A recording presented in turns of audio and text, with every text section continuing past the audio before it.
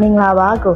မင်္ဂလာပါညီမ ဟုတ်ကဲ့နာမည်လေးမိတ်ဆက်ပေးပါအောင်ရှင် ဝင်းလိုက်ပါကျွန်တော်နာမည် ဟုတ်ကဲ့ပါဒီနေ့ဘာရီစမ်းလေးလာပြရလဲရှင် ကျွန်တော်ဂျပန်နိုင်ငံကနေပြီးတော့ကြီးမှုကျမတဲ့ဒီထွက်ကားဒုက္ခတဲ့စာဝဲလာဖြစ်ရတာ ဟုတ်ကဲ့ပါရှင် appointment မယူခင်တုန်းကရော KMD exam center နဲ့ပတ်သက်ပြီးတော့စုံစမ်းထားတာမျိုးရှိလားရှင် အရင်ကစုံစမ်းထားတယ်ဆိုတာလေကျွန်တော်ဒီ KMB မှာလဲကျွန်တော်အရင်ကကြာတော့ကြာပြီးတော့2010လောက်လာတယ်ဒီသင်တန်းတွေပါတက်ဖူးတယ်